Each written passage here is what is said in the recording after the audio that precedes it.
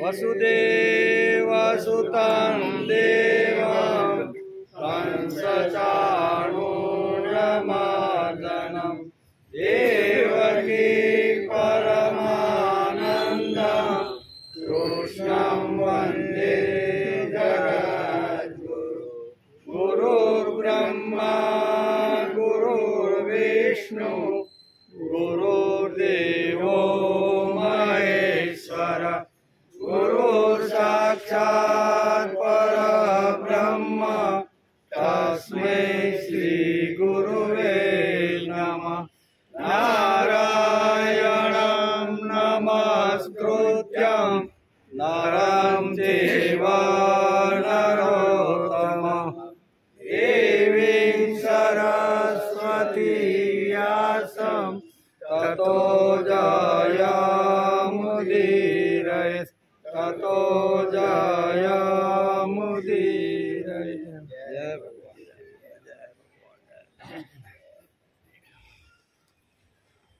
अति परप्रवीणं पालितदीनं भक्तादीनं कर्मकरं मोहनमतिधीरं फणिबलवीरं कृत उपवीरं तरलतरं वल्लभव्रजरमणं वारिजवदनं अलधरसमनं शैलधरं भजनन्दकुमारं सर्वसुखसारं तत्त्वविचारं ब्रह्मपरम्। अति पर प्रवीणम पालित दीनम, जे परम प्रवीण છે, દીનોના પાલક છે અને ભક્તોના ઈચ્છિત કર્મો કરવાવાળા, અત્યંત ધીર, મનમોહન, શેષના અવતાર, બલભદ્ર રૂપ, શત્રુઓનો નાશ કરનારા, વલ્લભ વ્રજ રમણમ વારિજ વદનમ, અતિશય ચપળ પ્રેમમય વ્રજમાં રમવાવાળા, કમલ વદન, ગોવર્ધનધારી અને બલભદ્રને શાંત કરવાવાળા. બલભદ્ર જ્યારે ખીજાઈ જાય ને ત્યારે એને શાંત કરવાનું કામ કૃષ્ણ કરતા, એટલે કે બલભદ્રને શાંત કરવાવાળા તેવા સર્વ સુખના સારભૂત પરબ્રહ્મ સ્વરૂપ નંદકુમારને તત્વ જાણીને ભજો, એમ વલ્લભાચાર્ય પોતાના સ્તોત્રમાં કહે છે. આજે શ્રીમદ ભાગવતની શરૂઆત થઈ, એનો 309મો દિવસ, ભાદરવા વદ અમાસ, આ છેલ્લો બરોબર ને. આવતીકાલથી નવરાત્રિ શરૂ થાય છે, એટલે આજે ભાદરવા મહિનાનો છેલ્લો દિવસ, છેલ્લું શ્રાદ્ધ અને 309મો દિવસ. ગઈકાલે આપણે એકાદશા સ્કંદના 22મા અધ્યાયના 35 શ્લોક સુધી આપણે અભ્યાસ કર્યો. એમ કે ઉદ્ધવના પ્રશ્નો હતા 3, એનો વિચાર કરતા હતા. આપણો ટાઈમ થઈ ગયો. કયા પ્રશ્નો હતા? તો પહેલો પ્રશ્ન એ હતો કે આપથી વિમુખ થયેલા જીવ પુણ્ય પાપના ફળ સ્વરૂપ કઈ યોનિમાં થાય છે? પાપ કર્યું હોય કે પુણ્ય કર્યું હોય તો બંનેની યોનિ એક છે કે અલગ અલગ? આવો પ્રશ્ન ઉદ્ધવે ભગવાનને પૂછ્યો પહેલો. બીજો પ્રશ્ન કર્યો, વ્યાપક આત્માનું એક શરીરથી બીજા શરીરમાં જવું, અર્થાર્થ અકર્તાનું કર્મ કરવું અને નિત્ય વસ્તુના જન્મ મરણ કઈ રીતે સંભવી શકે? ભગવાન તો આખા સર્વવ્યાપક છે. સર્વવ્યાપક હોય તો દરેક જીવની, માણસની અંદર ભગવાન તો છે જ, તો મૃત્યુ પછી એ સર્વવ્યાપક ભગવાન બીજી રીતે આ જીવની સાથે કેવી રીતે જાય છે? આ એક અગત્યનો પ્રશ્ન ઉદ્ધવે ભગવાનને પૂછેલો છે. બહુ તત્વજ્ઞાનથી ભરેલો પ્રશ્ન છે. ત્રીજો પ્રશ્ન પૂછ્યો કે આત્મજ્ઞાનથી રહિત, જે આત્મજ્ઞાનથી રહિત છે, વિદ્વાનો પણ આપણી માયાને જાણી શકતા નથી. આ લોકો તો નથી જાણતા, પણ વિદ્વાન પંડિત જ્ઞાની પુરુષો પણ આપણી માયાને જાણી શકતા નથી. ભૂલામણીમાં પડ્યા છે.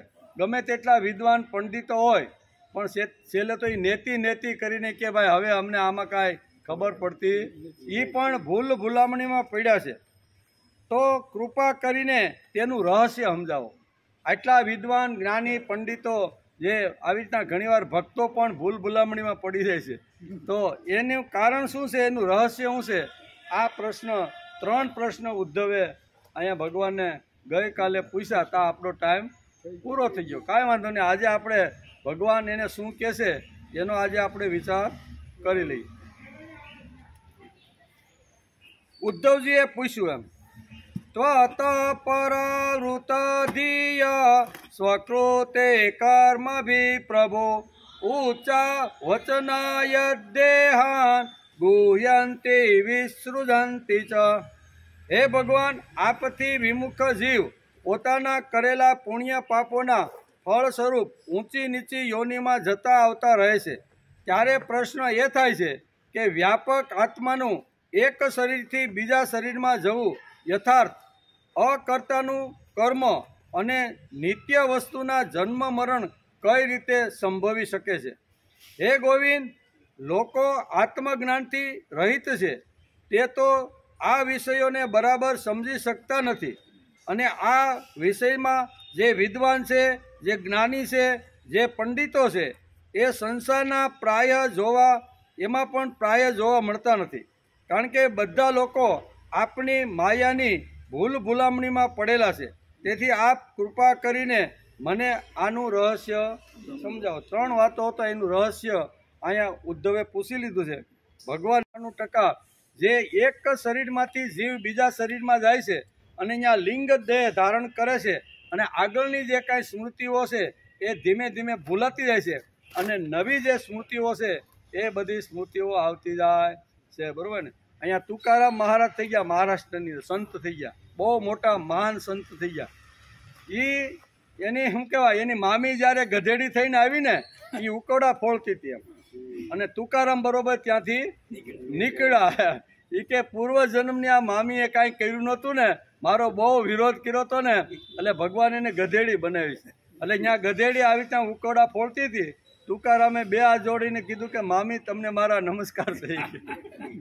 એટલે કહેવાનો અર્થ કે કોઈ સંત, કોઈ મહાપુરુષ હોય, એને આગલા જન્મનું અથવા એની સાથે જે લોકો હેરાફેરા હોય એની સ્મૃતિ ઘણીવાર રહેતી હોય છે.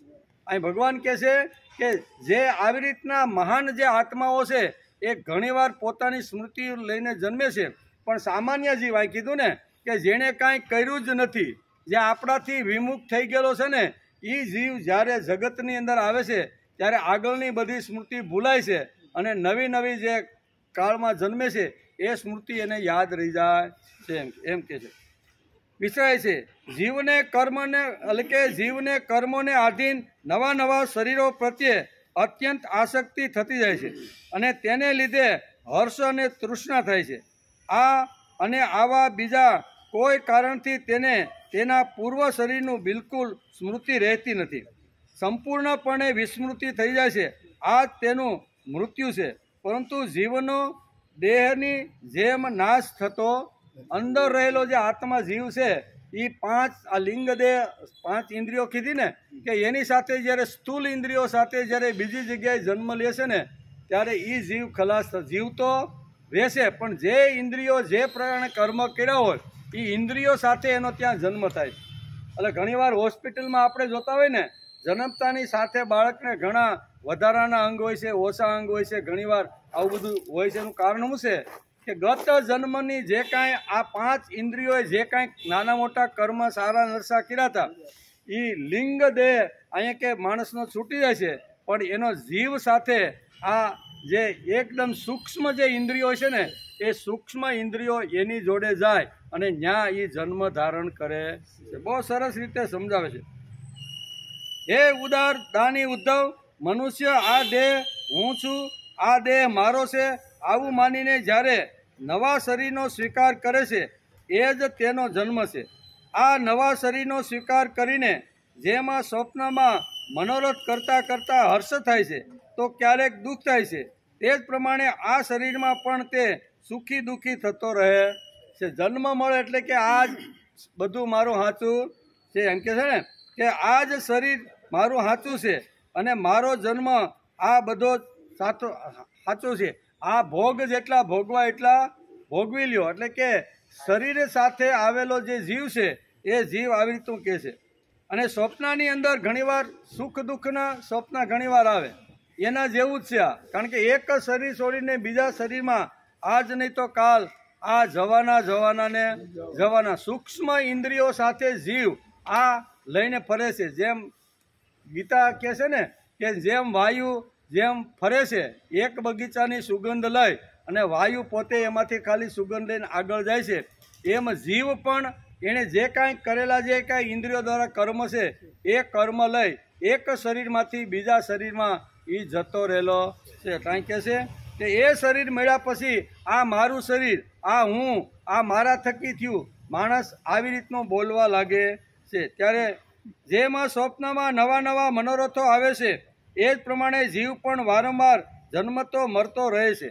આ જન્મ મૃત્યુ પણ સ્વપ્નની જે મિથ્યા છે, તેમ છતાં નવા શરીરને ધારણ કરવાથી જીવ એવું માને છે કે હું પહેલાં ન હતો, હમણાં જ મારો જન્મ અને હમણાં જ હું પેદા થયો છું। જીવને તેમ થાય છે કે આગળ કાંઈ હતું નહીં, પણ એના આગલા કેટલા જન્મ થયા એની ભગવાન એને વિસ્મૃતિ કરાવી છે, ભૂલાવી ગયા છે।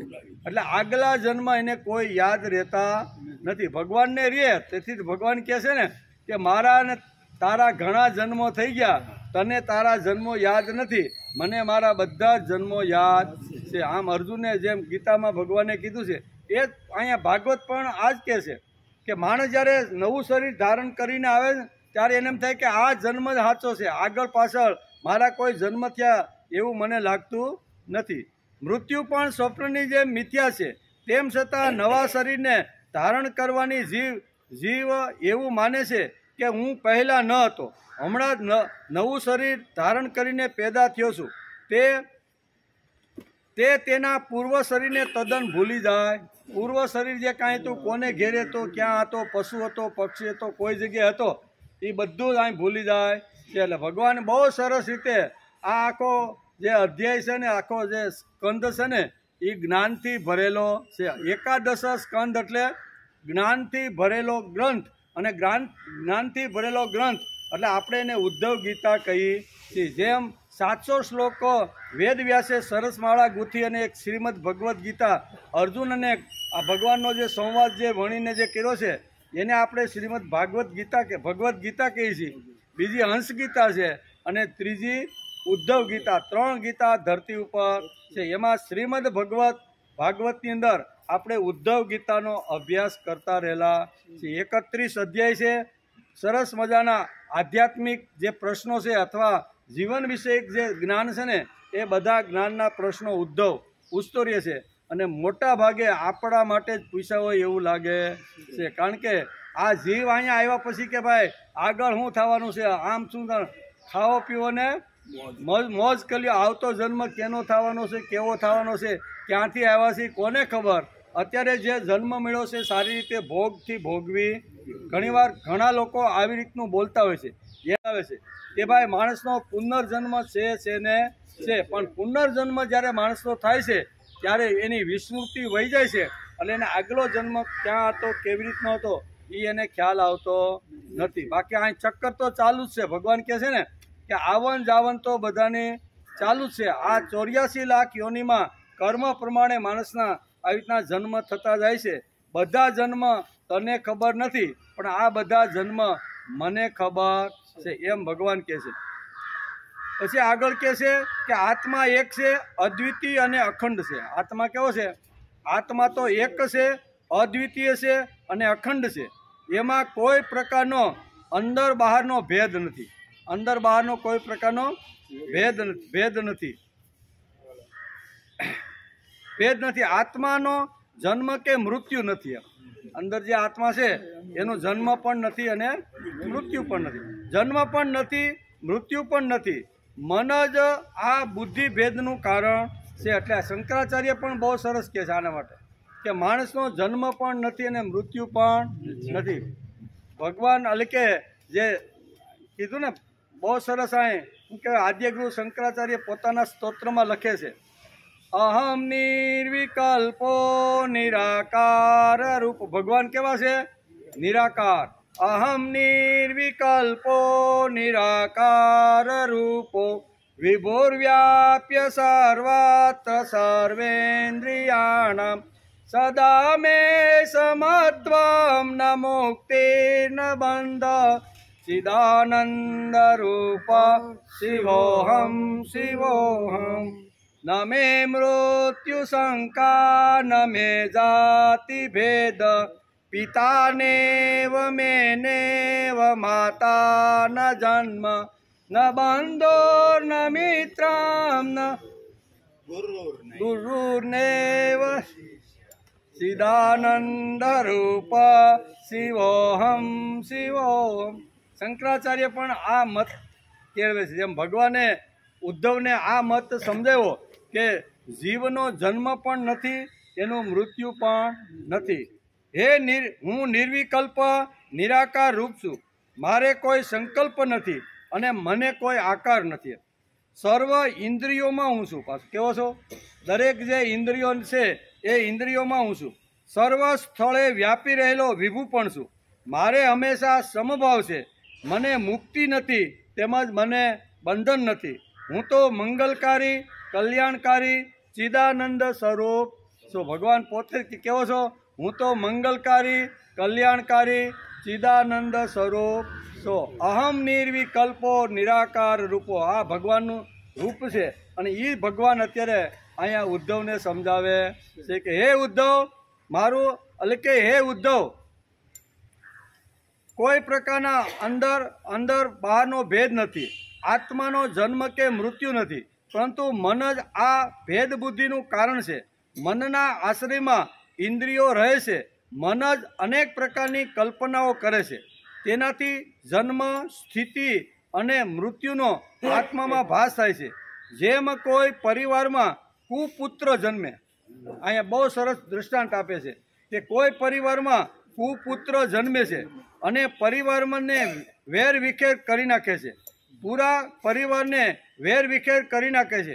આવી જ મનની સ્થિતિ છે. મન છે એ આ મુખ્ય છે અને ઇન્દ્રિયો એની સાથે જોડાયેલી છે. આગળ કીધું ને કે મનની સાથે 5 ઇન્દ્રિયો જોડાયેલી છે. તો મનનો કંટ્રોલ ઇન્દ્રિયો ઉપર રહેતો નથી, એટલે ઇન્દ્રિયો દોડધામ કરે છે.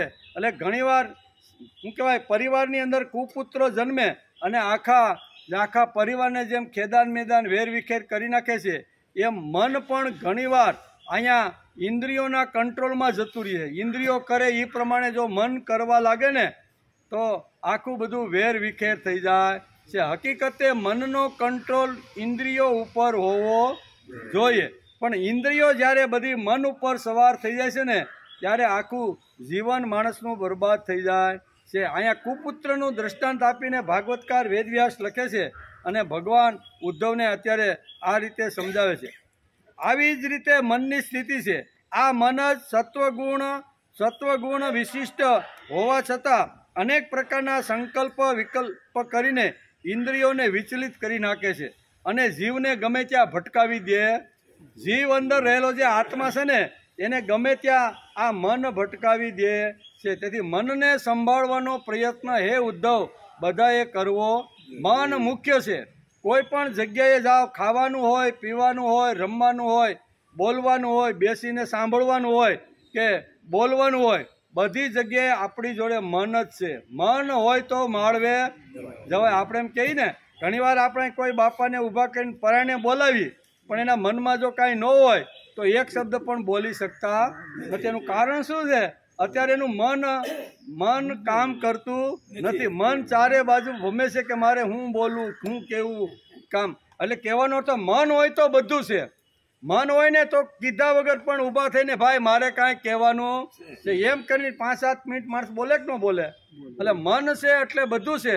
એટલે ભગવાન ઉદ્ધવને કહે છે કે મનને સંભાળવું જોઈએ, એને સારી રીતે પોષણ આપવું જોઈએ, એને સંસ્કારી બનાવવું જોઈએ અને એને પવિત્ર બનાવવાનો પ્રયત્ન કરવો. મન જ આખી બોડી શરીર ઉપર કંટ્રોલ કરતું રહેલું છે. જે આપણા આખા 5 જ્ઞાનેન્દ્રિય અને 5 કર્મેન્દ્રિય ઉપર જે કંટ્રોલ કરે છે એને સંભાળવાનો પ્રયત્ન કરવો. એટલે બહુ સરસ રીતે અહીંયા ભાગવતકાર વેદવ્યાસ લખે છે અને ઉદ્ધવને ભગવાન આ મન વિશેનું ઘણી બધી સમજણ આપે છે. ભગવાન આગળ કહેશે કે આત્મા એક છે, અદ્વિતીય છે અને અખંડ છે. તેમાં કોઈ પ્રકારનો અંદર બહાર મન જ આ ભેદ બુદ્ધિનું કારણ છે. મનના આશ્રયમાં ઇન્દ્રિયો રહે છે. મન જ અનેક પ્રકારની કલ્પનાઓ કરે છે. તેનાથી જન્મ, સ્થિતિ અને મૃત્યુનો આત્મામાં ભાસ થાય છે.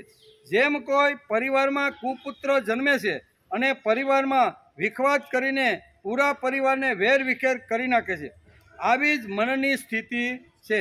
આ મન જ સત્વગુણ વિશિષ્ટ હોવા છતાં અનેક પ્રકારના સંકલ્પ વિકલ્પ કરીને ઇન્દ્રિયોને વિચલિત કરીને જીવને ભટકાવી દે છે. એમ ભગવાન કૃષ્ણ અત્યારે ઉદ્ધવને મન વિશે આ બધી વાતો કહે છે.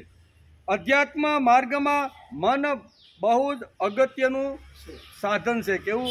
અધ્યાત્મ જેણે ભક્તિ કરવાની છે ને, ભક્તિ માર્ગમાં મન છે ને એ ખૂબ જ અગત્યનું સાધન છે. આ સાધન જો પવિત્ર, શુદ્ધ અને દિવ્ય હશે ને તો બાકીના બધી જ ઇન્દ્રિયો આપણા કૈયાને કાબૂમાં બધી રહેશે. મનને સંભાળવાનો પ્રયત્ન કરવાનો છે, મનને પવિત્ર બનાવવાનો છે, મનને શુદ્ધિકરણ કરવાનું છે. અને મનનું જો શુદ્ધિકરણ કરવાનું હોય તો ભગવાન ઉદ્ધવને બહુ સરસ રીતે સમજાવે છે કે આ બધી ઇન્દ્રિયો જે ભટકી જાય છે એનું કારણ મન છે. તો મનને શુદ્ધ કેવી રીતનું કરવું? તો શુદ્ધિકરણના ઘણા બધા કારણો ભગવાન અહીં સમજાવે છે. અધ્યાત્મ માર્ગમાં મન બહુ જ અગત્યનું સાધન છે. આ સંભાળવું જોઈએ, એને ભટકવા દેવું જોઈએ નહીં. મનને કોઈ દી ગમે ત્યાં ભટકવા દેવું જોઈએ નહીં. જો મન જો ભટકી જશે ને તો ગમે તેવા ભોગના વિચારો કરવા લાગશે. એટલે મનને કોઈ જગ્યાએ વ્યસ્ત રાખવાનું, નવરું પડવા દેવાનું નથી. એમ કે શાસ્ત્રીય મૂર્તિ પૂજાથી મન મક્કમ એટલે કે પાવરફુલ બને છે. ભારતીય સંસ્કૃતિની અંદર આપણે આપણા મહાપુરુષો આપણે શાસ્ત્રીય મૂર્તિ પૂજા આપીને ગયા. આજથી 1600 વર્ષ પહેલાં આદ્યગુરુ શંકરાચાર્ય બધી જગ્યાએ ફેર્યા અને મોટા ભાગે દરેક જગ્યાએ એણે ગામડાઓની અંદર મંદિરનું આવી રીતનો સુંદર મજાનો વિચાર આપ્યો અને ગામડે ગામડે રામ મંદિરની સ્થાપના કરી અને તમારે આ ભગવાનની પૂજા કરવાની છે, બરોબર? એવી આપણે શાસ્ત્રીય મૂર્તિ પૂજાનું દર્શન જ્યારે આ જગતની અંદર આચાર્યો આવે, અવતારો આવે, સંતો આવે, મહાપુરુષો આવે ને ત્યારે ભૂલાયેલી વાત ફરીથી આપણે યાદ કરીને કહે છે કે એકવાર જો માણસ શાસ્ત્રીય રીતે મૂર્તિ પૂજા જો કરતો થઈ જાય ને તો માણસ પ્રભુ સુધી પહોંચી શકે છે. એવું બહુ સરસ છે. તેથી કહે છે કે શાસ્ત્રીય મૂર્તિ પૂજાથી મન મક્કમ એટલે કે પાવરફુલ બને છે. શ્રેષ્ઠ આત્માનંદને પ્રાપ્ત કરવા આ મન ત્યાં સુધી પહોંચી જાય છે. એમ કે મન મક્કમ ભાવવાહી એટલે સેન્સિટિવ બને છે અને આત્માનંદ પ્રાપ્ત કરી લે છે. મનના શુદ્ધિકરણ માટે આપણા શાસ્ત્રોએ મૂર્તિ પૂજા આપને સમજાવી. આપણા દરેક ઘરની અંદર નાનું એવું ભગવાનનું ઘર હશે, જેવું ઘર અથવા જેવું આપણું પેલું વ્યવસ્થા એ પ્રમાણે નાના મોટા ઘર બધાના ઘરની અંદર હોય જ છે. તો એમાં આપણે જે મૂર્તિ રાખી છે એ મૂર્તિની અંદર આપણે વારંવાર ભાગવતની અંદર આ વિશે વારંવાર મન ઉપરની વાત તો દરેક સ્કંદમાં અથવા દરેક ઘણા બધા અધ્યાયની અંદર વારંવાર ભાગવતકાર લખે છે. એના ઉપરથી ખબર પડે કે મનનું કેટલું મહત્વ છે. મન ઉપર વારંવાર અહીં ભાગવતકારને એકવાર કીધા પછી મન અને મૂર્તિ પૂજા વિશે લખવાની અથવા બોલવાની શું જરૂર છે? પણ વારંવાર અહીંયા જ્યારે અહીંયા એવું વેદવ્યાસને લાગ્યું કે મન જ માણસને પ્રભુ સુધી પહોંચાડી શકે એવું સાધન છે. તેથી ભાગવતકારે પણ ઘણા બધા શ્લોકોમાં વારંવાર ઘણા બધા અધ્યાયોમાં મનની વાત કરેલી છે. અહીંયા પણ મનની વાત કરતા ભાગવતકાર લખે છે અને ભગવાન પણ પોતે ઉદ્ધવને કહે છે કે મનના શુદ્ધિકરણ માટે આપણા શાસ્ત્રોએ મૂર્તિ પૂજા આપી છે. ચિત્ત એકાગ્રતા ને માટે મૂર્તિ પૂજા છે અને મનની આ એકાગ્રતા જીવનમાં શક્તિનો અકૂટ સ્ત્રોત વહેતો કરી દે. એકવાર જો શક્તિ ઓછી પડતી હોય, બળ ઓછું પડતું હોય, બરાબર ને, જ્ઞાન ઓછું પડતું હોય, વિદ્યા ઓછી પડતી હોય ને તો એક વાર રોજ ભગવાનની સામે અડધો પોણો કલાક બેસી જાઓ અને બેસી અને આખી દુનિયાને ભૂલી અને મનની અંદર ભગવાનને જો બેસાડી દેશો ને અડધો પોણો કલાક તો અખૂટ શક્તિ મનને મળતી રહેશે. પછી માણસ ધારે ને તે બધું કરી શકે. આપણને એમ થાય છે કે આ 32 વર્ષની ઉંમરની અંદર અહીંયા કહે છે ને કે વિવેકાનંદે આટલું મોટું કામ કેમ કર્યું. 39 વર્ષની અંદર આદ્ય ગુરુ શંકરાચાર્ય આખી દુનિયાને તત્વજ્ઞાન આપીને ગયા. એટલું જ નહીં પણ એના ભાષ્ય ઉપર લોકોએ બોલવું જ પડે છે. આવા એણે બધા ઉપર ભાષ્યો પણ લખ્યા છે. 16 વર્ષની અંદર આખી દુનિયાનું ને ભારતીય સંસ્કૃતિનું જે તત્વજ્ઞાન હતું ને એ આદ્ય ગુરુ શંકરાચાર્ય 16 વર્ષની અંદર પ્રાપ્ત કરી લીધું હતું, બરાબર. અને બાકીના પછી જે દિવસો છે ને એ દિવસો આવી રીતના ભગવત કાર્યમાં લગાડી અને કામે લાગ્યા હતા. એટલે 2 મહાપુરુષો, એક તો આદ્ય ગુરુ શંકરાચાર્ય જેની 32 વર્ષની ઉંમર હતી, બરાબર ને, અને 39 વર્ષ કે આડોહળું થાય બરાબર છે. અષ્ટમે ચતુર્વેદ દ્વાદશે કૃતવાન ભાષ્ય ષોડશે કૃતવાન ભાષ્ય દ્વાત્રિંશત મુનિરભ્યગાત.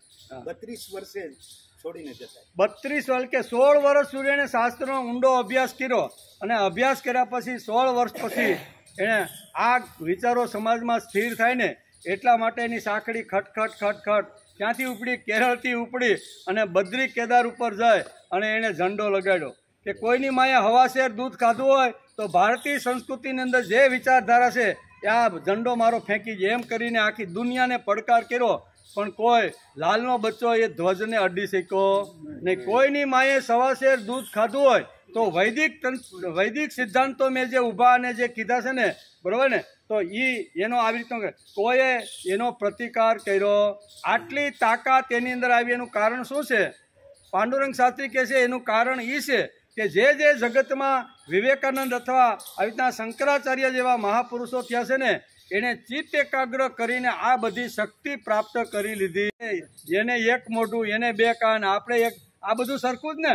માનવ દેહનો જો વિચાર કરીએ તો જે મહાપુરુષો આ જગતમાં થયા અને એણે જે નાની વયમાં જે કામો કર્યા છે એ શરીર તો આપણા જ જેવું, પણ એણે આવી રીતની આધ્યાત્મિક શક્તિ એણે ઊભી કરી છે અને એના બળે જ એના આવી રીતના તરંગોએ આખા જગતને બદલાવ્યું છે. તેથી ભાગવતકાર વેદવ્યાસ લખે છે કે મન એટલે કે આત્મા એક જ છે, અદ્વિતીય છે, અને એની સાથે જો મનને જોડી દેવામાં આવે અને મનની જે અજાગૃત એટલે કે 2/3 શક્તિ જે પડેલી છે હા ગોડાઉનમાં એ કાંઈ કામ જ કરતી નથી. આપણે હરીએ છીએ, ફરીએ છીએ, બોલીએ છીએ, ખાઈએ છીએ, પીએ છીએ ને એ 1/4 શક્તિ છે. કેટલી?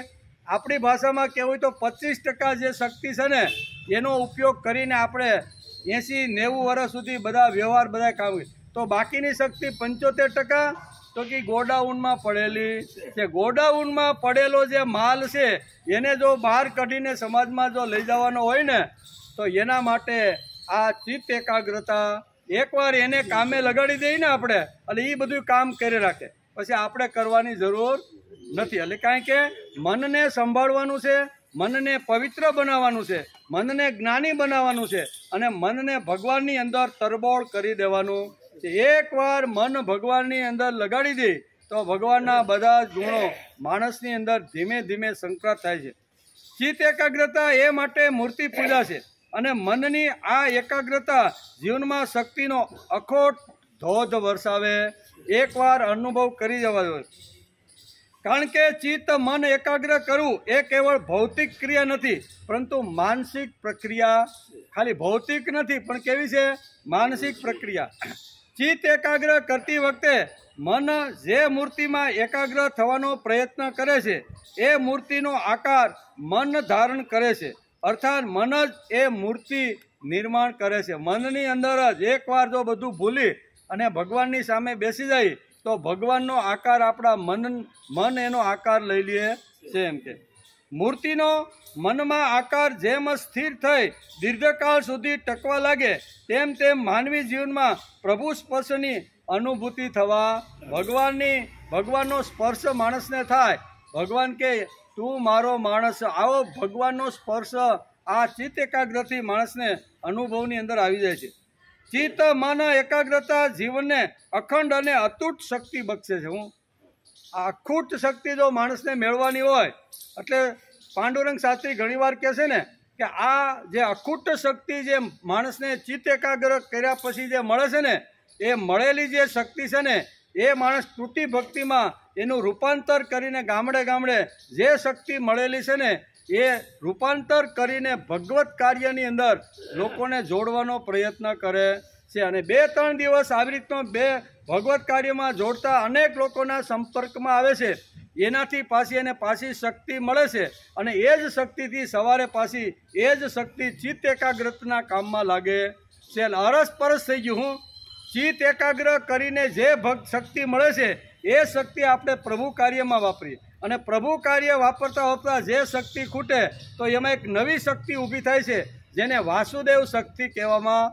આ જે વાસુદેવ જે શક્તિ છે ને, એ પાછી ચિત્ત એકાગ્ર કરતી વખતે એ માણસને મન આવી રીતનું ભગવાનની અંદર લગાડવામાં ખૂબ જ સહાયરૂપ થાય છે. તેથી બંને વાતો જરૂરી છે. ચિત્ત એકાગ્ર કરીને શક્તિ મેળવવાની છે અને જે શક્તિ ભગવાને મને આપી છે એ શક્તિ મારે અંતિમ માણસ સુધી લઈ જવાનો પ્રયત્ન કરવો જોઈએ. આ બહુ મોટી વાતો આપણા શાસ્ત્રે સમજાય છે. એટલે કે ભારત પાસે વિશ્વને આપવા માટે કેટલીક અમૂલ્ય વાતો છે, જેવી કે વેદોની વિધાયક જીવન દ્રષ્ટિ. દુનિયા પાસેથી ઘણીવાર ઘણું બધું આપણે લેતા હોઈએ છીએ, તો એને કંઈક આપવું તો જોઈએ કે નહીં. તો આપણે એમ કહીએ કે ના ના, અમે તો એને ભૌતિક વાતો આપી અથવા ભૌતિક, તો આપણા કરતાં અનેક ગણી ભૌતિક વાતો અને સંપત્તિ ક્યાં છે. આપણા નાના નાના ડેમો હોય કે નાની નાની નદીઓ બતાવી તો એ તો કે તમારા કરતાં ઘણા મોટા અમારી પાસે ડેમો છે, તમે ચક થઈ જાઓ ને એવી મોટી મોટી નદીઓ અમારા દેશની અંદર વહે છે. તો આપણે આપવાનું શું? આપણે એક આપવાની એક જ વાત છે કે વેદોની વિધાયક દ્રષ્ટિ, આપણે જેની પાસે તે ભૌતિક વસ્તુ પ્રાપ્ત કરી છે એને આધ્યાત્મિક વાતો એને આપવી જોઈએ. બીજી છે શાસ્ત્રી મૂર્તિ પૂજા.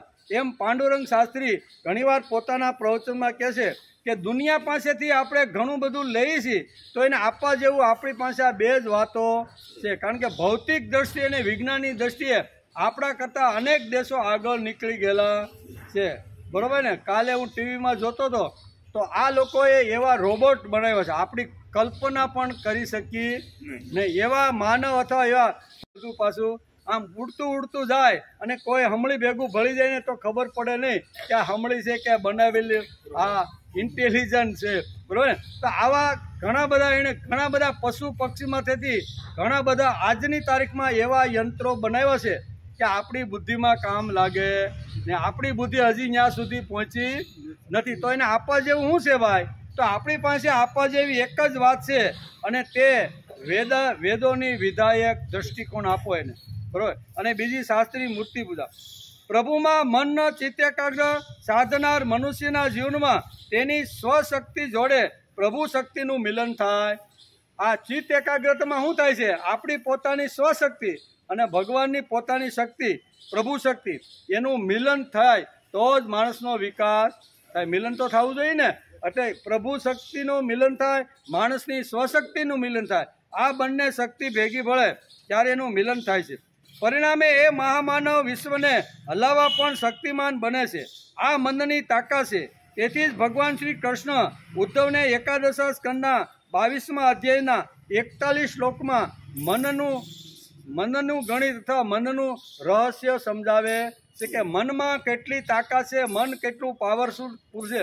મન જો કેળવવામાં આવે અને મન જો ધીમે ધીમે આવી રીતનું થાય ને તો અસંખ્ય વાતો એ ઊભી કરી શકે છે. એટલે કે અસંખ્ય વાતો ઊભી કરી શકે. આ પરિણામે એ મહામાનવ આત્માનો જન્મ કે મૃત્યુ નથી, પરંતુ આ મન જ ભેદ બુદ્ધિનું કારણ છે. આત્માને મૃત્યુ પણ નથી અને જન્મ પણ નથી. તો ચિદાનંદ રૂપ શિવોહમ શિવ. એ નિર્વિકલ્પ છે, નિરાકાર છે, એને કોઈ આકાર નથી. એ તો આવી રીતનો ચિદાનંદ રૂપ શિવોહમ શિવ છે. લાખો લોકોના પથદર્શક તેમજ જીવન પ્રેરક બની રહેલા મહાપુરુષોના જીવનમાં આપણને ઈશ સાક્ષાત્કારનો પ્રાપ્ત થાય એવી શક્તિના દર્શન થાય છે. વિવેકાનંદ હોય, શંકરાચાર્ય હોય, રામાનુજાચાર્ય હોય, બરાબર, દક્ષિણ કે પૂર્વની અંદર જેટલા મહાપુરુષોને સંતા થઈ ગયા છે એના જીવનની અંદર આપણે આ બધી વાતો જોવા મળે. ટૂંકા સમયમાં આટલું વિશ્વને ધ્રુજાવી નાખે ને એટલા મોટા આ લોકો કામો કરીને ગયા છે એમ કે એનું કારણ શું છે? વિવેકાનંદ તો ખાસ ઘણીવાર પોતાના પેલા બુકોની અંદર લખેલું છે, બરોબર ને, કે એ તો એમ કહે છે કે ચિત્ત એકાગ્ર કરવાની અંદર વિવેકાનંદ ભણતા ને ત્યાંથી નંબર 1 જ હતા. નિશાળની અંદર જ્યારે ભણતા અને જ્યારે આવી રીતનો પીરિયડ જ્યારે રમત ગમતનો હોય અને એમાં જો કાંઈ ચિત્ત એકાગ્રતાની વધારે કોણ ભાઈ કરી શકે છે એવું ટીચર એને જ્યારે કહેતા ને ત્યારે એને ઢંઢોળવા પડતા હતા કે ભાઈ આપણો 35 મિનિટનો પીરિયડ પૂરો થઈ ગયો, ઉઠો એમ. તો આટલું બાળપણથી અથવા શું કહેવાય વિદ્યાર્થી અવસ્થામાંથી એણે ચિત્ત ભગવાનની અંદર એકાગ્ર કરવાનો પ્રયત્ન કર્યો છે. જાગૃત આ વિશ્વ છે એ જાગૃત વિશ્વને ભૂલી અને આપણે મનની અંદર ભગવાનની મૂર્તિને બેસાડવી, આ બહુ સરસ તત્વજ્ઞાન અહીંયા ભગવાન ઉદ્ધવને બહુ સમજાવે છે. મન ચિત્તની શુદ્ધિ માટે મૂર્તિ પૂજા એક વૈશ્વિક ઋષિઓએ આપેલી માનવને અનુપમ ભેટ છે, ઉત્તમ શક્તિ છે. આપણા ઋષિઓ જે આવ્યા ને એ બધા જ ઋષિઓએ આ જ વાત કરી છે કે મનને જો પવિત્ર કરવું હોય, મનને જો શુદ્ધિકરણ કરવું હોય, મનને જો પ્રભુ સુધી જો લઈ જવાનું હોય અને પ્રભુ શક્તિની સાથે પોતાની સ્વશક્તિનું જો મિલન કરાવવાનું હોય ને તો એના માટે મન એક જ ઉત્તમ સાધન છે. ખાવાનું હોય તો મન, જોવાનું હોય તો મન, બોલવાનું હોય તો મન, સાંભળવાનું હોય તો મન. સાંભળવાનું મન ન હોય તો શું થાય? શાંતિથી પછી આમ આપણે ઘૂસતાવીને તે તો ઊભા થાય લે, કારણ કે આમ બેઠા છે ખુરશી ઉપર પણ મન અત્યારે એનું ક્યાંનો ક્યાંય ભમતું રહેલું છે. એટલે કહેવાનો અર્થ કે બધી જગ્યાએ મનનું ખૂબ જ મહત્વ છે. મન હોય તો માળવે જવાય, આ ઘણી બધી કહેવતો આપણે ત્યાં છે. વિશ્વનો માનવ ચિત્ત શુદ્ધિ કરી પોતાનો ભૌતિક, સાંસ્કૃતિક, આધ્યાત્મિક અને વ્યક્તિગત વિકાસ કરી શકે છે. માણસે જો વ્યક્તિગત વિકાસ કરવો હોય, ભૌતિક વિકાસ કરવો હોય, સામાજિક વિકાસ કરવો હોય, સાંસ્કૃતિક વિકાસ કરવો હોય, આધ્યાત્મિક વિકાસ કરવાનો હોય તો એના માટે મન ખૂબ અગત્યનું છે. જે સ્થાને આપણે જઈને મન તો આપણી જોડે જ રહેવાનું છે. મન આપણે ભેગું જ આવે ને તેથી મનને અહીંયા સુંદર બનાવવાનો પ્રયત્ન કરવો જોઈએ. ઈલોક અને પરલોકનું શ્રેય સાધી શકે એટલા માટે આપણા ઋષિઓએ સરળ, વ્યવહારુ, બુદ્ધિગમ્ય અને શાસ્ત્રી મૂર્તિ પૂજાની આવશ્યકતા આપને સમજાવી. બહુ સરળ સીધી ભાષાની અંદર આપણે ભગવાન પાસે કેવી રીતના પહોંચી શકીએ, મનનું શુદ્ધિકરણ કેવી રીતે થાય, મનને પવિત્ર કેમ બનાવી શકાય, એ આ બહુ સરળ, સીધી અને સાદી ભાષાની અંદર દરેક માણસ આ કરી શકે એવી સરળ ભાષાની અંદર આપણા ઋષિઓએ આ શાસ્ત્રી મૂર્તિ પૂજા સમજાવી છે. ચિત્ત મન શુદ્ધ માટે મૂર્તિ પૂજા એ પૂર્ણ શાસ્ત્ર છે. કેવું? પૂર્ણ શાસ્ત્ર જો હોય તો મૂર્તિ પૂજા ઇઝ એ પરફેક્ટ સાયન્સ, આમ અંગ્રેજીમાં પણ કહે છે, બરોબર? એ પરફેક્ટ શાસ્ત્ર છે. માનવ પોતાના વિકારો સમજી લે, તેને ક્રમશઃ ઓછા કરે, શુદ્ધ કરે, ઉદાત્ત કરે અને છેલ્લે વિકાર અને વિચાર રહિત સ્થિતિમાં સ્વાનુભાવ સુખ માણી શકે છે. ધીમે ધીમે જે કાંઈ આપણી અંદર વિકારો છે એ વિકારોને આપણે સમજી લેવા જોઈએ કે માણસની અંદર, મારી અંદર કયા કયા વિકારો છે એને સમજી લેવા જોઈએ, તેને ક્રમશઃ ધીમે ધીમે ઓછા કરવા જોઈએ. પણ આપણે જે યુવાનીમાં વિકાર લઈને બેઠા હતા ને એ જ આ 80 વર્ષ પછી આપણે આવ્યા વાનપ્રસ્થાશ્રમમાં. તો ગૃહસ્થાશ્રમની અંદર જે કાંઈ વિચારો હતા, જે કાંઈ વિકારો હતા, જે કાંઈ આપણી સ્થિતિ હતી એમાં થોડો બદલાવ કરી અને માણસે એ વિકારોને હળવા કરવાનો પ્રયત્ન કરવો જોઈએ. એટલે વાનપ્રસ્થાશ્રમ અને વાનપ્રસ્થાશ્રમ પૂરો થાય, ઘણા બધા વિકારોને કંટ્રોલમાં કરી લીધા, મન એકાગ્ર કરીને પ્રભુમાં લીન થવા લાગ્યું, ભક્તિ કરવા લાગ્યા તો હળવે હળવે ત્યાગ તરફ માણે પ્રયાણ કરવું જોઈએ. ત્યાગની મૂર્તિ એટલે સંન્યાસ.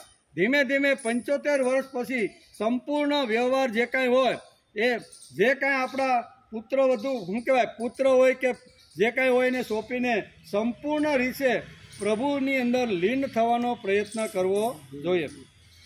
તેથી માનવ પોતાના વિકારોને સમજી લે, તેને ક્રમશઃ ઓછા કરે, શુદ્ધ કરે, ઉદાત્ત કરે અને છેલ્લે વિકાર અને વિચાર 100 વર્ષ પૂરા થાય ને તો વિચાર અને વિકારને એવા પવિત્ર બનાવી દેવાના, એવા દિવ્ય બનાવી દેવાના કે આપણું મન બીજે ક્યાંય જાય જ. આ ઉદાત્તીકરણની વાત અહીં ભાગવતકાર બહુ સમજાવે છે.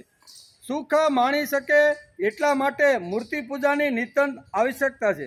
મૂર્તિ પૂજા માણસને મોક્ષ સુધી, મુક્તિ સુધી લઈ જાય છે. મૂર્તિ પૂજા છે ને એ માણસને ભગવાન સુધી લઈ જાય છે. ઘણીવાર નહીં અને બત્તી લેવા માટે ઘણીવાર દુકાનમાં માણસ જ્યારે જાય છે એ જાય ને પૂછે છે કે ભાઈ મારે બેટરી લેવાની, એ ભાઈ 2-3 ટાઈપની બેટરી બતાવે તો કે ભાઈ આ તો કે 20 ફૂટ સુધી પ્રકાશ જાય, આવી બેટરી મારે જોતવી નથી. તો બીજી તો બધી બેટરી જતી ને એ 20 થી 25 ફૂટ સુધી એની દુકાનમાં બેઠા બેઠા પ્રકાશ આવી રીતના આપી શકતી હતી. ત્યારે દુકાનદાર કહે છે કે દાદા આ બેટરી છે ને જેમ જેમ તમે આગળ જતા જશો ને એમ એમ 25 ફૂટ આગળ જતી જાય.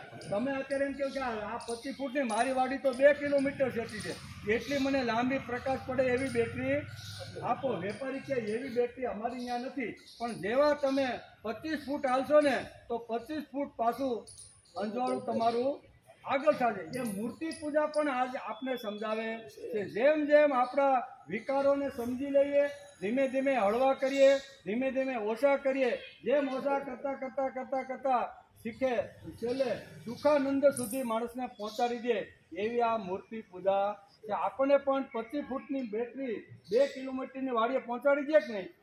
પહોંચાડી જ દે. તો એવી રીતે મૂર્તિ પૂજા પણ પરફેક્ટ સાયન્સ. મૂર્તિ પૂજા એ જે પરફેક્ટ સાયન્સ, અંગ્રેજીમાં પણ એને એવી રીતનું કહે છે. સુખ માણી શકે એટલા માટે મૂર્તિ પૂજાની નિતાંત આવશ્યકતા છે. મૂર્તિ પૂજા માણસને મુક્તિ અને મોક્ષ સુધી લઈ જાય છે. આજે શરીર દુબળું થાય, બીમાર પડે તો માણસ તરત જ A to Z રિપોર્ટ કરાવે. હું કાંઈ જો શરૂ થઈ જાય એટલે કે ઓલે કે ને ભાઈ આ 3500 રૂપિયા લાવો ને દાદા બધા રિપોર્ટ કરી નાખી કે નહીં? A to Z રિપોર્ટ કરાવી નાખે. A to Z રિપોર્ટ કરાવે અને જે ડૉક્ટર કહે એ પ્રમાણે એ પરેજી રાખી અને જે કાંઈ વિટામિનની ગોળીઓ આપે એ પ્રમાણે પરેજી રાખીને શરીરને સારું રાખવાનો પ્રયત્ન કરે છે. શરીર તરફ બધાનું મન છે. શરીર જો બગડે તો ગમે તેટલો ખર્ચો થાય ને તો એ ખર્ચો કરીને પણ શરીરને સારું રાખવાનો માણસ પ્રયત્ન કરે છે. તો આ શરીર તો 60, 70, 80, 90 કે 100 વર્ષ પછી જવાનું છે. એના માટે માણસ જો આટલી કાળજી રાખતો હોય તો જે મન મર્યા પછી પણ મારી જોડે આવે છે એ મન માટે મેં શું કર્યું ભાઈ? એની કાળજી મેં કેટલી રાખી? શરીર બગડે તો એના તરફ તરત ધ્યાન થાય છે, પણ મન બગડે તો માણસ એના તરફ કાળજી રાખતો નથી. તેથી મન જો બગડવાનું થાય ને ત્યારે ભગવાનની પાસે અડધો કલાક બેસી જાઓ.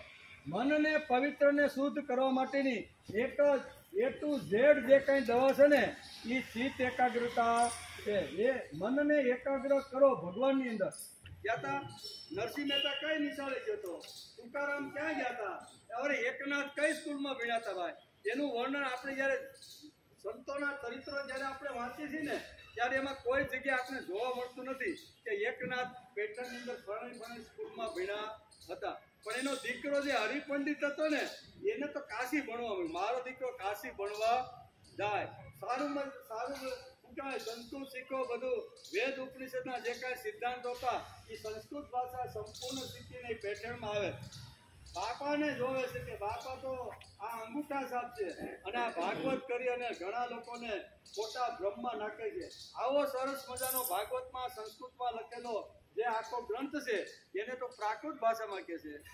બાપાની વિરુદ્ધની અંદર છોકરા ઘણીવાર ઊભા થઈ જાય.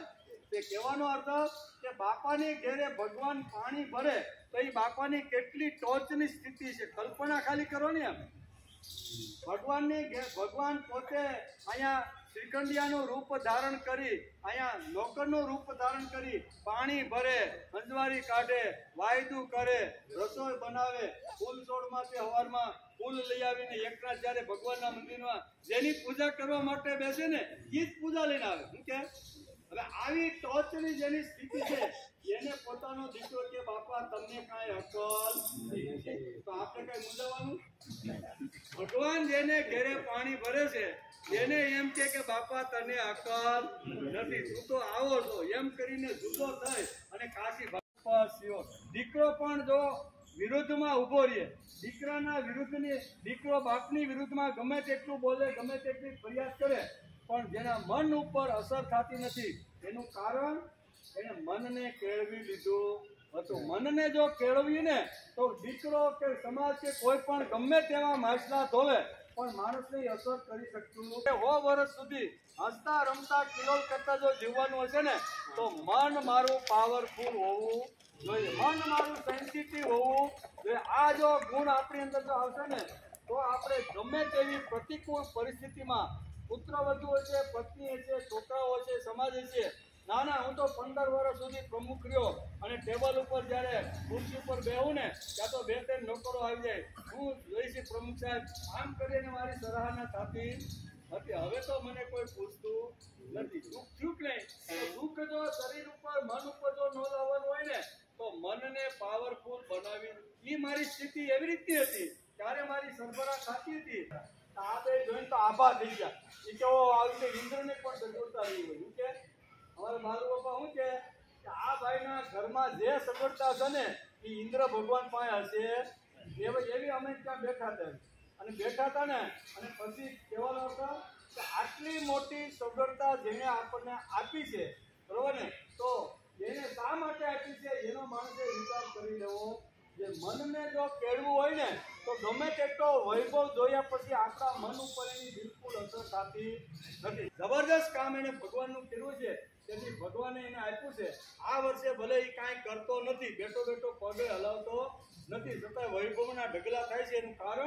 એનું કારણ ગત જન્મનું વાસી ખાઈ રહ્યો છે. પણ અત્યારે જો કાંઈ નહીં કરે ને તો પાછું ગટરના કાંઠે તો આપણો જન્મ છે ને છે. ભગવાન એ જ વાત અહીં કહેવાના. આ પ્રશ્ન એ જ હતો કે અહીં કહે છે કે જે ભગવાનથી વિમુખ થઈ ગયેલા જે લોકો છે, જે ભગવાનને યાદ કરતા નથી, સુંદર મજાનો માનવ દેહ મળ્યો છે પણ ભગવાનથી વિમુખ થાય અને ઢોરની જેમ જગતમાં રખડતો રહેલો છે, પાન માવા ખાતો રહેલો છે, બીડી ફૂંકતો રહેલો છે, ગામ ગપાટા મારી અને દુનિયાની આમ થાય તેમ થશે એવા જીવન જે જીવે છે. ભગવાન તમારાથી વિમુખ થઈ ગયેલો આવો જે માણસ છે એનો જન્મ કેવી રીતે થશે? એનું પુણ્ય અને કર્મ કેવું હોય અને પુણ્ય અને કર્મ કેવા જન્મમાં એને લઈ જાય છે?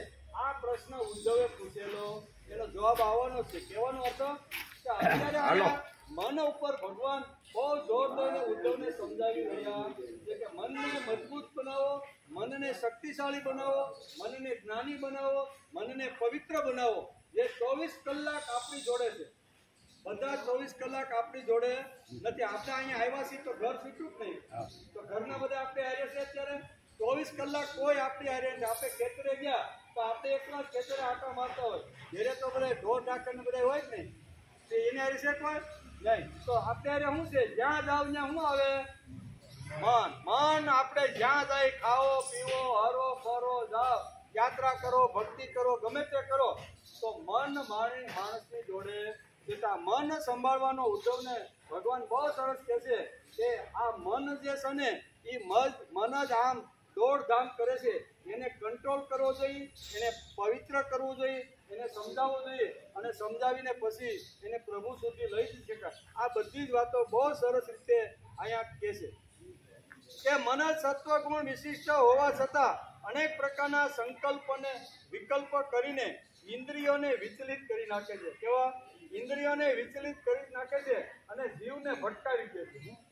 ભગવાન કહે છે કે આ જે મન જે છે ને એ જીવને ભટકાવવાનું હોય ને તો પણ એ કામ કરે છે અને સત્વગુણ તરફ જો લઈ જવાનું હોય ને તો પણ મન આ જ કામ કરે છે. તેથી મનને સંભાળવાનો માણસે પ્રયત્ન કરવો જોઈએ. આ અધ્યાયની અંદર ભારદય અને એકાદશા સ્કંદના 12મા અધ્યાયની અંદર અહીંયા 41 અને 42 શ્લોકની અંદર ભગવાને મન ઉપર ખૂબ જ ભાર મૂક્યો છે. તેથી મનનું શુદ્ધિકરણ ખૂબ જ જરૂરી છે. ચિત્ત મન શુદ્ધિ માટે મૂર્તિ પૂજા એ પૂર્ણ શાસ્ત્ર છે. માનવ પોતાના વિકારો સમજી લે. આજે શરીર ટુકડું થાય તો માણસ દરેક પ્રકારની આવી ટ્રીટમેન્ટ કરાવી અને રિપોર્ટ કરાવે છે. માણસનું શરીર તરફ વિશેષ ધ્યાન છે પણ મન નબળું પડી જાય તો તે તરફ કોઈ ધ્યાન આપતું. મન નબળું પડે એના તરફ કોઈને ચિંતા છે? શરીર નબળું પડે તો ફટ નરના ગમે. એકાદશ સ્કંદનો અભ્યાસ ચાલે છે, જ્ઞાનથી ભરેલો છે. કેવો છે? એકાદશ સ્કંદ જ્ઞાનથી ભરેલો છે. ઉદ્ધવે પણ અહીંયા જ્ઞાનનો જ પ્રશ્ન ઉદ્ભવ કર્યો છે અને એનો વિચાર આપણે કરી છીએ કે હે પ્રિય ઉદ્ધવ, આત્મા એક છે. આપણે વિચાર્યું, કયું વિચાર્યું હતું તો થોડીક નજર ફેરવી લઈએ. આત્મા એક છે, અદ્વિતીય અને અખંડ છે. એમાં કોઈ પ્રકારનો અંદર બહારનો ભેદ નથી. આત્માનો જન્મ કે મૃત્યુ નથી, પરંતુ મન જ આ મન ભેદ બુદ્ધિનું કારણ છે. મનના આશ્રયમાં ઇન્દ્રિયો રહે છે. મન જ અનેક પ્રકારની કલ્પનાઓ કરે છે. તેનાથી જન્મ, સ્થિતિ અને મૃત્યુનો આત્મામાં ભાસ થાય છે. જેમ કોઈ પરિવારમાં કુપુત્ર જન્મે છે અને પરિવારને વેરવિખેર કરી નાખે છે, આવી જ મનની સ્થિતિ છે. આ મન જ સત્વ ગુણ વિષ્ટ હોવા છતાં અનેક પ્રકારના સંકલ્પ વિકલ્પ કરીને ઇન્દ્રિયોને વિચલિત કરીને જીવને ભટકાવી દે છે, ભટકતો કરી દે છે. બરાબર ને? એ મનની તાકાતની વાત અત્યારે આપણે ચાલી રહી છે કે મનમાં કેટલી તાકાત છે. મન જો પવિત્ર થાય, શુદ્ધ થાય, તો એ જ મન આપને મોક્ષ તરફ લઈ જાય છે. એમ ભાગવતકારનું બહુ સ્પષ્ટ માનવું છે. આગળ કહે છે કે માણસનું એટલે કે શરીરની પુષ્ટિ થવી જોઈએ. એમ જીવ સાથે જન્માંતર સુધી જે મન આવવાવાળું છે તે પણ પુષ્ટ થવું. શરીરની તો પુષ્ટિ કરવાની, બગડે એટલે એ ટુ ઝેડ વિટામિન આપણે દોડ ફાઇલ લઈને થઈ છે. એનું કારણ શું છે કે શરીર બગડે તો બધાને ચિંતા છે, પણ મન બગડે અથવા મનની અંદર અશુદ્ધિ આવે તો મોટા ભાગે કોઈ એની સારવાર કરતું નથી. તેથી અહીંયા ભાગવતકાર બહુ સરસ રીતે સમજાવે છે કે મન જ્યારે બગડે અથવા મનની સ્થિતિ જ્યારે હાલક ડોલક થાય ને, ત્યારે મનને પ્રભુના વિચારોમાં અથવા પ્રભુની મૂર્તિની અંદર તરબોળ કરી દેવું જોઈએ. મન જ મનુષ્યોની સર્વ વૃત્તિઓનું મૂળભૂત કારણ છે. એમ શ્રી કૃષ્ણ ઉદ્ધવને સમજાવે છે. ભગવાન શ્રી કૃષ્ણ ઉદ્ધવને કહે છે કે જીવનમાં મન ઘણું મહત્વનું છે. મન હશે તો સાંભળવાનું, મન હશે તો બોલવાનું, મન હશે તો ગાવાનું, મન હશે તો ખાવાનું, અને મન હશે તો ભજન કીર્તન જે કાંઈ છે ને એ બધું મન હોય તો થાય ભાઈ. મન વગરનું કાંઈ થાય? ભજન કરવાના હોય, કીર્તન કરવાના હોય, ભક્તિ કરવાની હોય, બરાબર, પછી કોઈ પણ પ્રકારનું કામ ભૌતિક કરવાનું હોય તો એમાં બધે મન ખૂબ જ જરૂરી છે. તેથી મનને સંભાળવાનો પ્રયત્ન કરવો જોઈએ. આમ એકાદશા સ્કંદના 22મા અધ્યાયમાં ભગવાને ભાર દઈને ઉદ્ધવને આ વાત સમજાવી છે. મનને શાંત કરીએ પછી જ ઊંઘ આવે. આમ આપણા બધાનો અનુભવ છે. મન જ્યારે શાંત થાય ને ત્યારે ઊંઘ આવે. આમ બધી ઇન્દ્રિયો સાથે આપણું મન જોડાયેલું છે, તેને સંભાળવાનો પ્રયત્ન માણસે કરવો જોઈએ. બધી જ ઇન્દ્રિયો સાથે, જ્ઞાનેન્દ્રિય હોય, કર્મેન્દ્રિય હોય, બધી ઇન્દ્રિય સાથે આપણું મન તો જોડાયેલું છે. તેથી મનને સંભાળવાનો પ્રયત્ન કરવો જોઈએ. તેથી ભાગવતકાર વેદવ્યાસ લખે છે અને ભગવાન ઉદ્ધવને મનની શક્તિ કેટલી મોટી છે તે ઉદ્ધવને ભગવાન સમજાવે છે કે મન જ આ બધું છે નહીં, મન જ આ બધું કરતું રહેલું છે. મન જ આ જીવને ભટકાવી દે છે. ભટકાવવા દેવાનું કારણ મન છે. તેથી મનને સંભાળવું જોઈએ. જીવનની દરેક ક્રિયામાં મન જરૂરી છે. ભોગાર્થ પણ મન છે અને મુક્તિ કે મોક્ષ માટે પણ મન છે. ભોગ ભોગવવાના હોય તો પણ મન છે. આપણે અહીંથી 11:30 વાગે, 11:45 કે 12:30 ઘેરે જાવું ને એટલે કે દાદા જમવાનું તૈયાર છે, બેસી જાઓ. આપણે એમ થાય છે કે અમાસનો, ભાદરવા મહિનાની અમાસ અને શ્રાદ્ધનો છેલ્લો દિવસ છે એટલે છેલ્લા દિવસે પણ ખીર બીર બનાવી હોય તો સારું એમ, બરાબર. આવું મનમાં અહીંથી ઊભા થઈને આપણે જઈએ, બરાબર. અને સરસ મજાની પુત્ર વધુએ પણ સરસ મજાની ખીર બનાવી હોય, સરસ મજાનું શાક પણ બનાવ્યું હોય કે દાદાને ભાવતી વસ્તુ બધી બનાવી હોય, પણ દાદાનું મન ક્યાં ગયું છે? જમતી વખતે ખેતરે પૂગી ગયું છે. ક્યાં પૂગી ગયું? ગામડે. ભાવનગરનું કંઈ નાનું એવું ગામ હશે કે અમરેલીનું ગામ હશે ને, ત્યાં મન જમતી વખતે પહોંચી જાય. તો સરસ મજાની ખીર બનાવી હોય, સરસ મજાનું આવી રીતનું બનાવ્યું હોય અને ખાતા હોય બાપા, અને પછી અડધો કલાક જમી લ્યા પછી કે આ શેનું શાક હતું? પણ બાપા તમે તો ખાધું. એ કે શું કે એનું કારણ શું છે કે જમતી વખતે મન આપણે અહીંયા જમવામાં રાખ્યું નહોતું. જમતા હતા, ઇન્દ્રિયો કામ કરતી હતી એનું કામ, હાથ એનું કામ કરે, મોઢું એનું કામ કરે, દાંત એનું કામ કરે, ઇન્દ્રિયો બધી ચાલુ જ હતી. પણ મને ક્યાં મોકલું તો આપણે? ક્યાં મોકલું તો આપણે? હા, એને આપણે મોકલી દીધું હતું, બરાબર, સાવરકુંડલા. કહેવાનો અર્થ કે મન છે તો બધું છે. તેથી મન ઉપર ખૂબ જ ભાર ભાગવતકાર વેદવ્યાસ આપે છે. ભાગવતમાં પણ મનનું મહત્વ સમજાવ્યું છે, તેમ ગીતામાં પણ ભગવાને મનનું મહત્વ સમજાવ્યું છે. ભાગવત અને શ્રીમદ ભગવદ્ ગીતા બંને એક જ મન માટે વાત કરે છે. અહીંયા ભાગવતે જેમ વાત કરી એમ શ્રીમદ ભગવદ્ ગીતામાં પણ ભગવાન કહે છે કે મન મના ભવ. શું કહે છે? તારું મન મને આપ. પછી મયેવ મન આધસ્ય, મારે બીજું કાંઈ જોતું નથી. તારું મન અને મને બુદ્ધિ આપી દે એટલે બધું જ એમાં. ભગવાન પણ આ જ અપેક્ષા રાખે છે. એમ ડોશીમાં પણ ઘેરે જઈને અપેક્ષા રાખતી હોય કે આ જમવા તો બેઠા છે, પણ જમતી વખતે મન જો આપે ને ભોજનને તો સારું, તો મેં બનાવેલી રસોઈમાં એને કાંઈક સ્વાદ આવે. નહીં તો કે આવું હું મીઠા વગરનું મોડું બનાવ્યું, પણ મન ક્યાં ભટકતું હતું?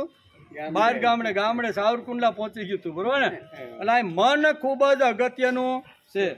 વ્યવહારમાં પણ વક્તા એટલે કે વ્યવહારમાં પણ મન, વક્તા, શ્રોતા, પત્ની, પુત્ર, ઓફિસર બધા જ મન માગે છે. આપણે હું બધા જ હોય છે શું કે ભાઈ મન મૂકીને કામ કરી ભાઈ, તું 8 કલાક આવ્યો છો પણ લાંબા ટાટિયા કરીને ટેબલ ઉપર બેઠો છો, તું કાંઈ ખબર પડે કે નહીં? આપણે ઘણીવાર ઓફિસર પણ પોતાના ક્લાર્કને આવી રીતનું કહેતા હોય છે. એટલે મન જ ખૂબ જ અગત્યનું છે. એટલે કે ઓફિસર બધા જ મન માગે છે. જીવન વિકાસ માટે મનનું શુદ્ધિકરણ ખૂબ જ આવશ્યક છે. અને મનનું જો શુદ્ધિકરણ કરવાનું હોય તો મૂર્તિ પૂજા વગર શક્ય નથી. તેથી શાસ્ત્રકારોએ આપણે મૂર્તિનું મહત્વ સમજાવ્યું છે. મનને સમર્થ, મનને શક્તિશાળી, પ્રગમનશીલ અને સંવેદનશીલ એટલે કે પાવરફુલ, પ્રોગ્રેસિવ એન્ડ સેન્સિટિવ બનાવવાનું છે. મનને આવું કેવી રીતે બનાવશું? તેના માટે મનનો રંગ બદલવો પડશે. અત્યાર સુધી આપણા મનનો રંગ ભૌતિક પદાર્થોમાં હતો, બરોબર? કમાવામાં હતો, ધંધામાં હતો, ખેતીમાં હતો, નોકરીમાં. આપણો મનનો રંગ ક્યાં લગાડ્યો હતો? ધંધા, વ્યવહાર, કુટુંબ, પરિવારની અંદર. આપણે હવે એ મનનો રંગ જો આપણે બદલવાનો હોય ને તો એ મનનો રંગ કેવી રીતે બદલી શકાય? તો શાસ્ત્રકારો ઘણીવાર આપણે અહીં કોલસાનું દ્રષ્ટાંત આપીને મહાપુરુષો આપણે કહે છે કે કોલસો કાળો છે, પણ એ કાળા કોલસાને એનો જો રંગ બદલવાનો હોય તો ગમે એટલો હાબુ અને ગમે એટલું પાણી વાપરી અને આપણે બેસી જઈએ કે આ કોલસામાંથી હું એનો કલર લાલ કરી નાખું. થાય ખરો? કોલસો ખલાસ થાય, હાબુ ને પાણી ખલાસ થાય, પણ કોલસાનો કલર બદલશે નહીં. તો કોલસાનો કલર બદલવાનો હોય તો શું કરવું પડે? તો શાસ્ત્રકારોએ બહુ સરસ સિદ્ધાંત આપને સમજાવ્યો છે. એમ મનને બદલવાનું હોય તો મનની પણ પ્રક્રિયા શાસ્ત્રકારોએ આપણે બતાવી છે. તો મન કોલસાનો રંગ બદલવાનો હોય તો હાબુને પાણી ગમે તેટલું વાપરશું, કોલસો ખલાસ થઈ જશે પણ એનો રંગ બદલશે નહીં. પણ એ જ કોલસાને બેન વિચાર કરે છે કે જો આને સગડીમાં નાખી દઉં ને તો 2 મિનિટમાં એનો લાલ ઓરિજિનલ જ્યાંથી નીકળ્યો છે ને એવો કલર પાછો એનો થઈ જાય. કોલસો ક્યાંથી નીકળ્યો? અગ્નિમાંથી. આ તો બધાને ખબર ને કે કોલસા જે પડે છે ને એ અગ્નિમાંથી કોલસો નીકળ્યો છે. એ કોલસાનો કલર રંગ બદલવાનો હોય તો એ જ્યાંથી આવ્યો છે ત્યાં એને હળવેકથી મૂકી દે બેન સગડીની અંદર, અને 2-5 મિનિટ થાય તો કોલસાનો રંગ કેવો થઈ જાય? એકદમ લાલ ઘૂમ. એવી રીતે મનનો રંગ બદલવાનો હોય તો મન ક્યાંથી આવ્યું ભાઈ? તો કે ભગવાન પાસેથી આવ્યું. ક્યાંથી મન આપણું ક્યાંથી આવ્યું? ભગવાનની પાસેથી આપણું મન આવ્યું છે. એ મનને 5-15 મિનિટ અડધો કલાક ભગવાનની અંદર જો આપણે બોળી દઈએ ને તો આપણા મનનો કલર રંગ બદલી જાય છે. પછી તો ઘર સારું લાગે, પત્ની સારી લાગે, વ્યવહાર સારો લાગે, ધંધો સારો લાગે, બધું સારું લાગે. એનું કારણ છે મનનો રંગ બદલી ગયો છે. એમ કે છે મનનો રંગ બદલીશું તો કુટુંબ સારું લાગશે, જગત જીવવા જેવું લાગશે. મનનો જો એકવાર રંગ બદલી જાય ને તો કુટુંબ સારું લાગશે અને જગતમાં જીવવા જેવું લાગશે. નક્કી કે ભગવાન, હે ભગવાન દોરી ખેંચી લે તો સારું. ઘણા એવા 10 વાર દિવસમાં કહેતા છે ભગવાન કાંઈક અગવડ આવે ને ખાવા પીવા રહેવા ઉઠવા બેસવામાં, જ્યારે વૃદ્ધને થાય ને ત્યારે આમ સામું તો હે ભગવાન દોરી ખેંચી.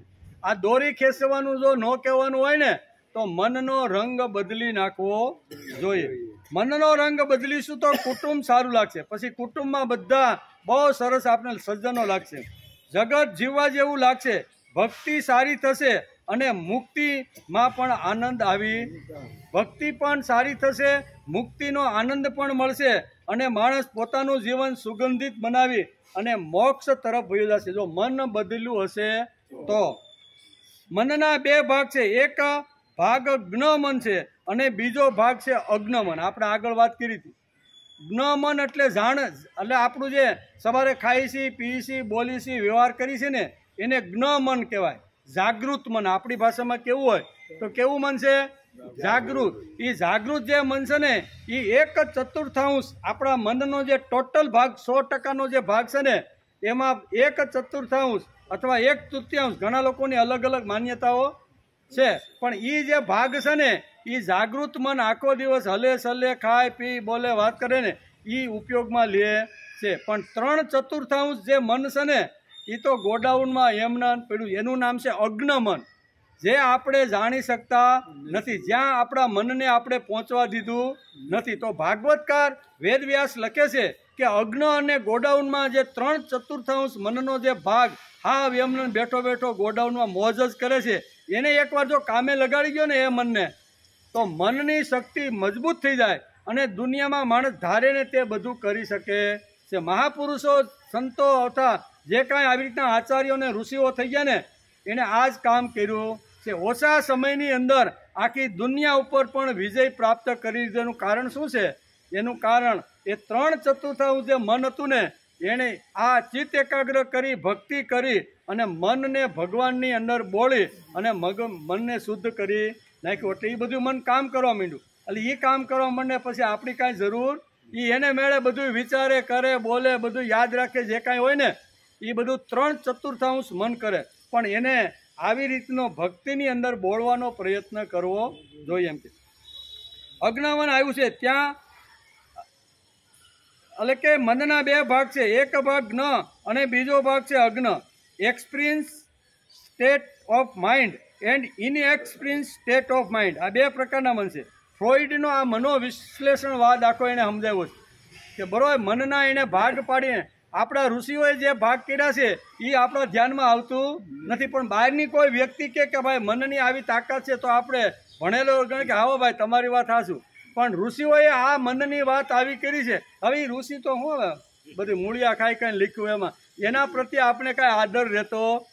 જે ફ્રોઈડે મનનો વિશ્લેષણવાદ હતો, બહુ મનનો આખો અભ્યાસ એને બહુ કર્યો અને એણે મનના ભાગ કરીને કીધું.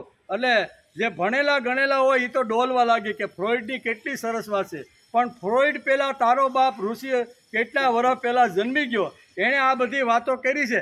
એ ઋષિમાં આપણે એમાં આપણે રસ નથી. દુનિયાના કોઈ બીજા ચિંતકો આવીને આપણને જ્યારે કહે ને ત્યારે આપણે હોય તો હોય ભાઈ ફ્રોઈડ છે, આમ છે, તે બધા ઘણા બધા થઈ ગયા. એમ અહીંયા છે 3/4 ભાગ આપણનો અજ્ઞાત છે. મનના ફક્ત 1/4 ભાગ આપણને ખબર પડે છે.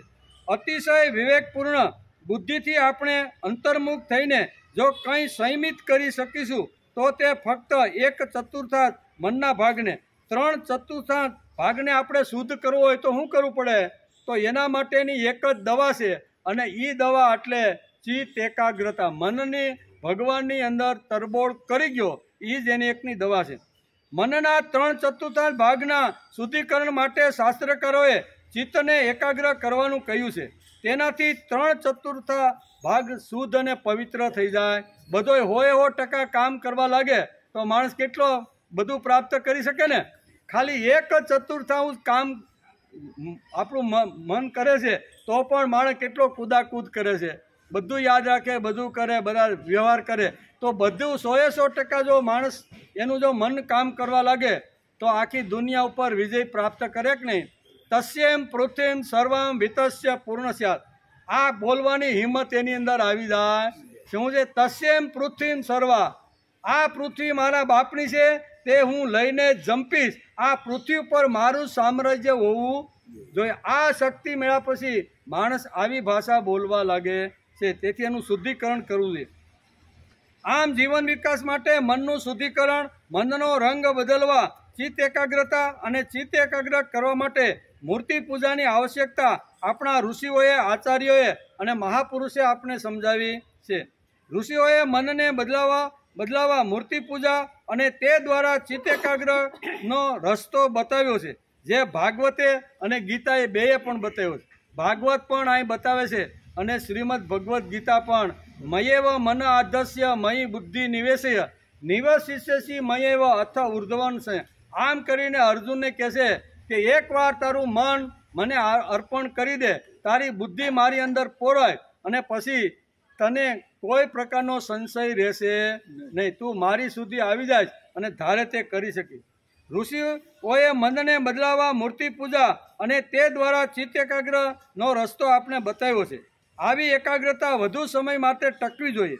મન મૂર્તિનો આકાર લે તો જ મૂર્તિના ભગવાનના ગુણ આપણી અંદર આવે.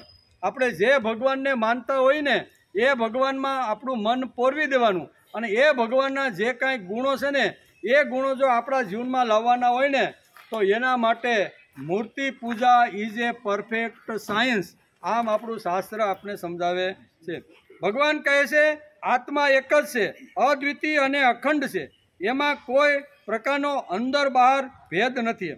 પરિવારમાં કુપુત્ર જન્મે, પરિવારને વેરવિખેર કરી નાખે, આવી જ મનની સ્થિતિ છે.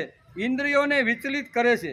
તેથી આ મન જ સત્વગુણ વિશિષ્ટ હોવા છતાં અનેક પ્રકારના સંકલ્પ વિકલ્પ કરીને ઇન્દ્રિયોને વિચલિત કરી નાખે છે.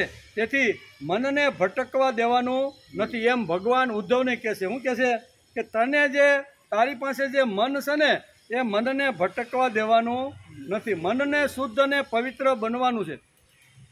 હે પ્રિય ઉદ્ધવ, કાળની ગતિ એટલી સૂક્ષ્મ છે કે તે કોઈ જોઈ શકાતી નથી. તેના દ્વારા પ્રતિક્ષણ શરીરની ઉત્પત્તિ અને નાશ થતો રહે છે. સૂક્ષ્મ હોવાના કારણે જ પ્રતિક્ષણ થતાં જન્મ મૃત્યુ દેખાતા નથી. જેમાં કાળના પ્રભાવથી દીવાની જ્યોત, નદીઓનો પ્રભાવ અને વૃક્ષના પાન ફળ વગેરેની સ્થિતિ ક્ષણે ક્ષણે બદલતી રહે છે, પણ એ આપણે દેખાય નહીં. કોઈ પણ ફળ આપણે વાડીએ જઈ, નાની એવી કેરી હોય, બીજે દિવસે જાય તો એ કાંઈ મોટી પરબારી થતી નથી. તો ધીમે ધીમે ક્ષણે ક્ષણે બદલે એટલે એની ઉપર રહેલી આપણે ખબર પડતી નથી. પણ 2-3 મહિના પછી જાય તો ખબર પડે કે ભાઈ 2 મહિના પહેલાં આવ્યો ત્યારે તો નાની એવી હતી ને અત્યારે તો સરસ મજાની આની અંદર જાળી પડી ગઈ એવી. કે કહેવાનો અર્થ કે ક્ષણે ક્ષણે મન બદલે છે, ક્ષણે ક્ષણે મન પરિવર્તન થાય છે, પણ એ ક્ષણે ક્ષણે જો માણસ જોવે તેનો તાત્કાલિક બદલ થયો હોય દેખાતું નથી. એમાં 3 દ્રષ્ટાંત આપે છે. નદીનું આપે છે, દીવાની જ્યોતનું આપે છે અને વૃક્ષનું આપે છે. જેમાં આ એ દીપકની જ્યોત છે, આ એ જ જળનો પ્રવાહ છે એમ કહેવું એ સમજવું મિથ્યા છે. તે જ પ્રમાણે વિષયોના ચિંતનમાં અર્થ એટલે કે વ્યર્થ આયુષ્ય ગુમાવનારા અવિવેકી પુરુષો દ્વારા એવું સમજવું જોઈએ.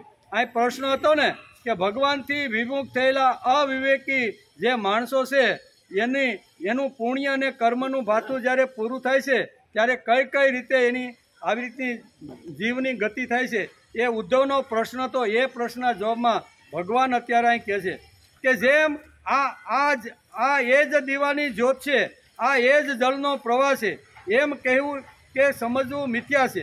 તે જ પ્રમાણે વિષયોના ચિંતનમાં વ્યર્થ આયુષ્ય ગુમાવનાર અવિવેકી પુરુષો દ્વારા એવું સમજવું કે આ એ જ દેહ છે, આ એ જ પુરુષ છે, એ પણ અવિવેકી છે.